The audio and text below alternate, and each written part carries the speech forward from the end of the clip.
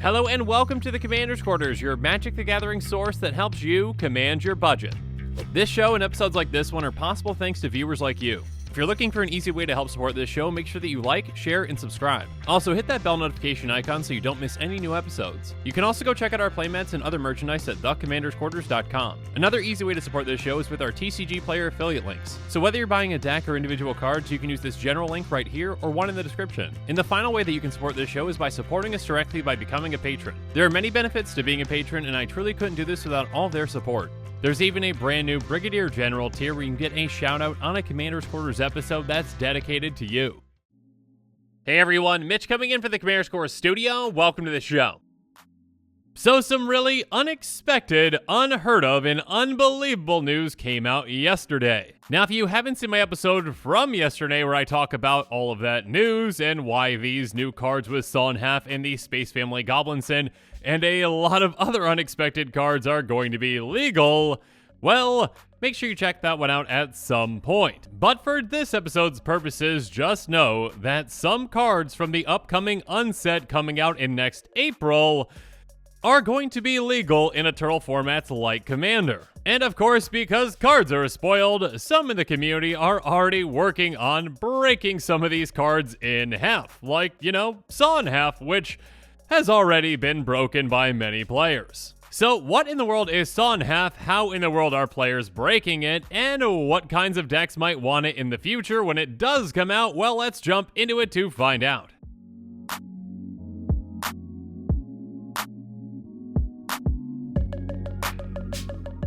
So, and actually, if you already saw my episode from yesterday, my apologies for repeating myself because I did go over this card then.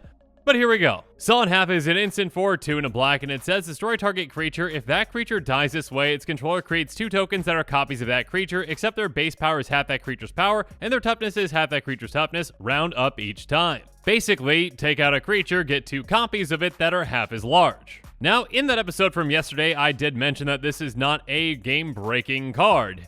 That being said, there are ways to break it. There's a distinction there, okay? What I mean by it not being a game-breaking or format-breaking card is that, well, it's completely fine in Commander. It's not doing anything that's, well, not expected in a game of Commander. I mean, this is a different and unique effect, but it's an effect that, well, actually makes sense. It's not something, like count the number of things in this art and then do this based off of that. So the way that it works is definitely within Commander's limitations, and that's why it is not a format-breaking card. That being said, yes, you can break this card in a game of Commander and pretty much just go infinite and win from there. So what card or cards goes infinite with this, and what other cards work incredibly well with it, and what commanders want this card? Well, let's jump into all those things one at a time. And the card that is broken with this is Dualcaster Mage. Dualcaster Mage is a 2/2 human wizard with flash that costs 1 red. It has, when it enters the battlefield, copy target instant or sorcery spell. You may choose new targets for the copy. Now, Dualcaster Mage does go infinite with a decent amount of things out there, and actually I've built some decks that include combos with Dualcaster Mage, but how exactly does it work with Saw in Half? So to get this combo going, you're actually going to want to cast Saw in Half first, targeting, well, basically any creature on the board. It does not matter what creature it is. It can be an opponent's creature, it can be your creature, it does not matter. What does matter is before Saw in Half resolves is that you flash in Dualcaster Mage and copy Saw in Half. So the copy of Saw in Half is going to go on the stack and it's going to resolve before the original card. And then with that copy of Saw in Half, you're going to target Dualcaster Mage. So you destroy Dualcaster Mage and you get 2 copies of it that are each 1/1s.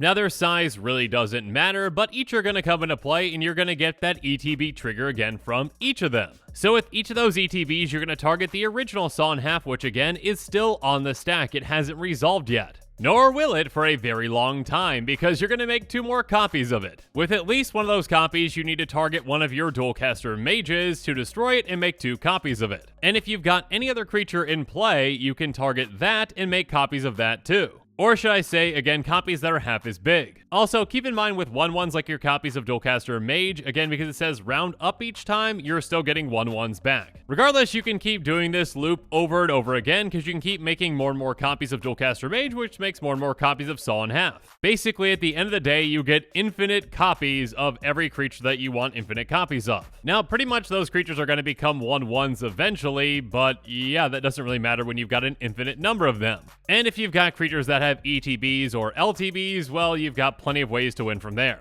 But you really don't need anything special on the board to actually win with this combination because, well, again, these are at instant speed, so right before your turn, cast Saw in Half, target something, copy it with Dualcaster Mage, and just make an infinite number of Dualcaster Mages out of nowhere, and then next turn you can just swing out and take out your opponents. So yeah, this can be a pretty effective combo for the right deck. And in a somewhat similar way, Saw in Half works with another kind of Dualcaster Mage with Narameha Master Wizard. She's a 3/3 with flash that has, when she enters the battlefield, copy target instant sorcery spell you control. You may choose targets for the copy, and other wizards you control get +1/+1. Now, keep in mind Narameha is legendary, so you can't just get infinite copies of Narameha that stay on the field, unfortunately. But again, if you've got other creatures in play, you can get infinite copies of them. And luckily for pretty much everyone outside of those of you who have Narameha decks, Saw in Half again is in black, so yeah, Narameha cannot play it in her deck. But, you know, if Narameha is in another deck, go ahead. Regardless, now let's move on to some interesting interactions with Saw in Half, and actually I should have said this before, a huge thank you to Eddie for making me aware of, well, all these interesting interactions.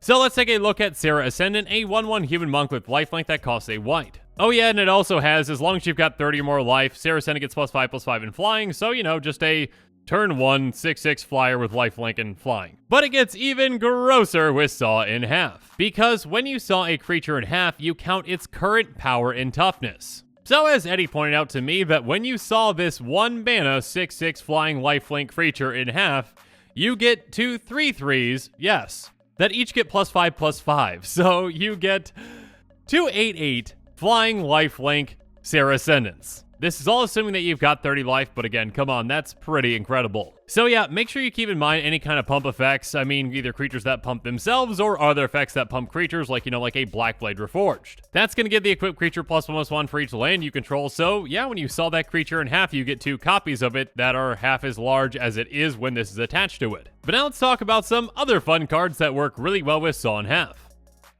Like, you know, everyone's favorite, Gary, Grey Merchant of Asphodel, of course, can work very well with Saw in Half. It's a 2/4 zombie, and when it enters the battlefield, each opponent loses X life for X your devotion to black. You gain life, you get life loss this way. So basically, in a mono black deck or even a 2-color deck, well, you can drain your opponents out for a ton with this. Let's say that you get Gary and playing your devotion to black is 8. You drain your opponents for 8 life each, and if you've got 3 opponents, that's 24 life gained, and yeah, that's a big swing. But then you saw Gary in half. So you get 2 Garys that are each 1/2s, but they have the exact same mana cost, so yep, now your devotion is 10, and they see each other and all your other devotion things, and they're draining your opponents out for a ton. So with each being at 10 devotion, they're each going to drain your opponents out for 10, and you're going to gain 30 life. So that's what, 10 plus 10, draining for 20, and then gaining 60 life. Good luck to your opponents surviving that. Yeah, if Saw in Half is a budget-friendly card, it definitely has a spot in my Giganta deck, and I'm going to absolutely love that card. Regardless, another deck that might want to utilize Saw in Half is Kakusho, and actually this one pretty much is a guarantee that Kakusho is going to want to use it. Kakusho has, when it dies, each opponent loses 5 life, you gain life for life loss this way. So kind of like a set Grey Merchant of Asphodel, but on a death trigger. So you saw this in half, Kakusho is going to drain each opponent for 5, you gain 15. Then you get 2 copies, and again, because of the legend rule, one of those copies is just going to die. It's going to drain your opponents for 5 more, and you gain 15 more. So with 1 3-mana spell, you drain your opponents for 10 each, and you're gaining 30. At instant speed, and actually I probably should have kind of mentioned this earlier, but it can also be a fantastic way to kind of dodge targeted removal by actually just taking out your own creature and then splitting it in half. So yeah, there are plenty of applications for that. Regardless, now let's talk about some other commanders though that might want to utilize this new card. And of course, Massacre Girl can make use out of this, a 4/4 human assassin that costs 3 black. When she enters the battlefield, each other creature gets -1/-1 until end of turn. Whenever a creature dies this turn, each creature other than Massacre Girl gets -1/-1 until end of turn. So you can essentially set off chain reaction after chain reaction, shrinking down creatures and taking a lot of creatures out. Next up, how about Gonti, Lord of Luxury? Gonti has, when it enters the battlefield, look at the top 4 cards of target opponent's library, exile one of them face down, then put the rest on the bottom of that library in a random order. You may look at and cast that card for as long as it remains exiled, and you may spend mana as though or mana of any type to cast that spell. Gonti decks love ways to get the most out of Gonti's ETB. So being able to actually just destroy Gonti and get 2 copies of it to get its ETB twice, well, that's a pretty fantastic thing. And speaking of loving ETBs, how about Gyruda, Doom of Depths? Gyruda has, when it enters the battlefield, each player puts the top 4 cards of their library to their graveyard, put a creature card with an even converted mana cost from among those cards onto the battlefield under your control. So get 2 more copies of this. Again, you only get to hold on to 1 of it, and it's half as large, but who cares? You got the ETB again 2 more times. Moving right along, let's talk about Izoni, Thousand Eyed. She has Undergrowth. When she enters the battlefield, create a 1/1 black and green insect creature token for each creature card in your graveyard. So take out Izoni. Who cares if she's slightly smaller, but you get the ETB twice. You only get to hold on to 1 of them, but yeah, you can get a ton of insects out of nowhere. Again, at instant speed.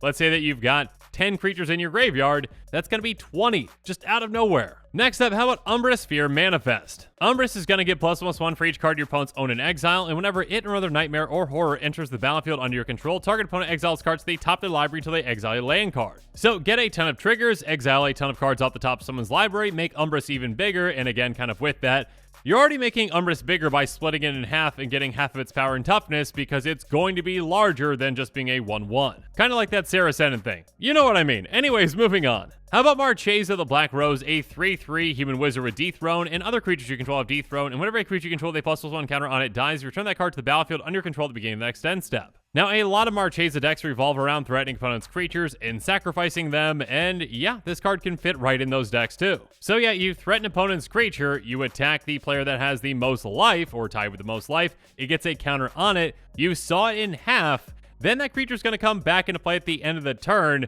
and you also get 2 copies of it that are smaller. So you're essentially getting 3 copies of an opponent's creature, and again, if that creature's got an ETB or LTB, you're getting a ton of value out of that. So yeah, Sonhaf is going to have a lot of applications for a lot of decks out there, and I'm sure there's many players that are really excited about it. And many players that are looking to break it in even more ways. I'm sure there are plenty of cards that have amazing synergies with this one that I did not mention, so make sure you comment below and let me know what those cards are, and well, how you would go about breaking this card or utilizing it.